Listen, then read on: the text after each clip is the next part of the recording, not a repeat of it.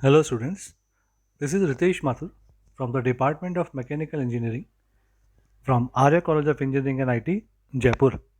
So in this video lecture of engineering mechanics, we will discuss the methods to find out resultant of coplanar concurrent forces. Okay, so what do you mean by equilibrium? Is it just recall that when two or more forces act on a body in such a way that the body remains in a state of rest or uniform motion, then the system of the forces is said to be in equilibrium. Okay, then what is resultant force? Okay, so it is that force which would produce the same effect as produced by all the given forces. So that single force is known as resultant force. Then equilibriant force. What is equilibriant force? It is the single force which is applied, or I can say it is equal in magnitude but opposite in direction of the resultant force to keep the body in equilibrium state.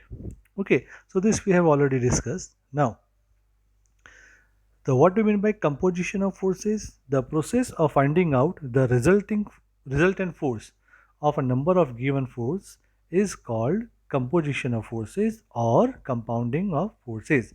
So there are various methods for the resultant force. One is your graphical method and other one is your analytical method. So we will see one by one. So first we will discuss graphical method. In this, the first one is triangle law of forces. What it states that if two forces acting simultaneously on a particle be represented in magnitude and direction by the two sides of a triangle taken in order, then their resultant may be represented in magnitude and direction by the third side of the triangle taken in opposite order. So as in the figure F1 and F2, these are two forces which are acting at a single point O. Means this is the condition of your concurrent coplanar force system. So the OA will represent the vector of F1, then AC it will represent the vector of F2.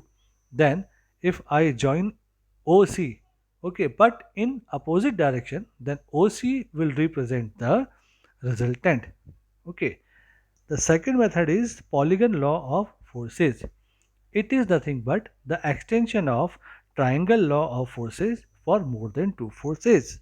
What it states that if a number of forces acting simultaneously on a particle be represented in magnitude and direction by the sides of a polygon taken in order, then the resultant of all these forces may be represented in magnitude and direction by the closing side of the polygon taken in opposite order.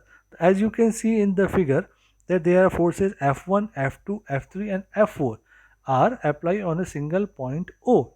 Then by taking a point O and with suitable scale, F1 is parallel to F1, then F2, then F3 again in the taken in order, and F4. Then the closing side O F4. If I join this but in opposite direction, then it will represent the resultant R. So as I told in the earlier that it is nothing but the extension of triangle law of forces.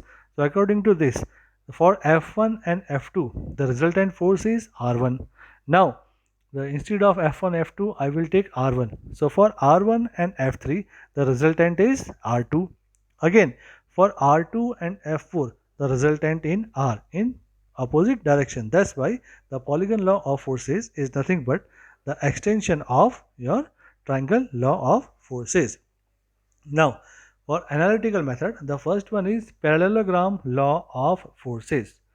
What it states that if two forces acting simultaneously on a particle be represented in magnitude and direction by the two adjacent sides of a parallelogram, then their resultant may be represented in magnitude and direction by the diagonal of the parallelogram, which passes through their point of intersection. So, this is the figure in this there are two forces F1 and F2 which are uh, at an angle of theta with each other. Then if we extend this, then it will create a parallelogram OACB. Then the diagonal OC will represent the resultant force. So mathematically the resultant force R will be equals to root under F1 square plus 2 F1 F2 cos theta plus F2 square, and the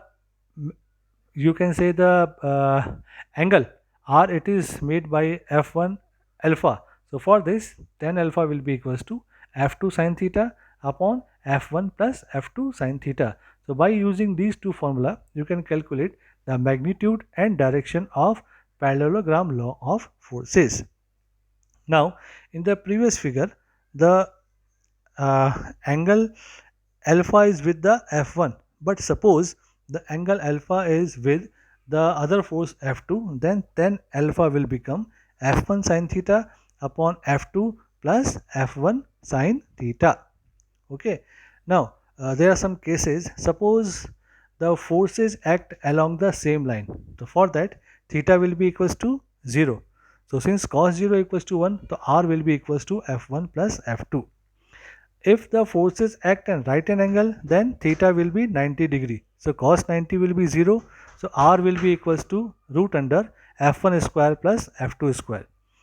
When the forces act along the same straight line but in opposite direction, then theta will be 180 degree. So R will be equals to F1 minus F2, and if two forces are equal in magnitude, that is F1 and F2 both are equal, say suppose this is your F, then the R will be equals to 2F cos of theta by 2. Let us take one example, that find the magnitude of two forces such that if they act at right angles, means theta is 90 degree, their resultant is under root 10, that is R.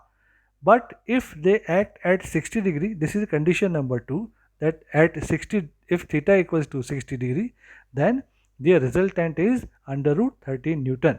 Okay, so what is given? There are two forces, if we assume F1 and F2. So we know that the formula is R equals to under root F1 square plus F2 square plus F1 to F1 F2 cos of theta. Okay, so for this the first condition is when theta equals to 90 degree, the resultant is under root 10. So we will put in the formula, we will get tan equals to F1 square plus F2 square.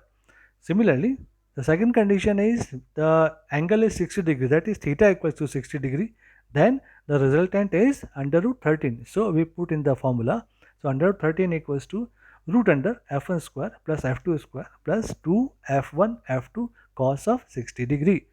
So in this we get the equation number 2, that is F1 into F2 equals to 3. So by using these two equations we have find out F1 and F2. So we know that F1 plus F2 whole square will be equals to F1 square plus F2 square plus 2 F1 F2. So we put the form in this. So F1 plus F2 will be equals to under root 16. Okay. Similarly, F1 minus F2 square is F1 square plus F2 square minus 2 F1 F2. So F1 minus F2 will be 2. So by using these two equations, F1 is 3 Newton and F2 is 1 Newton. That's all. Thank you.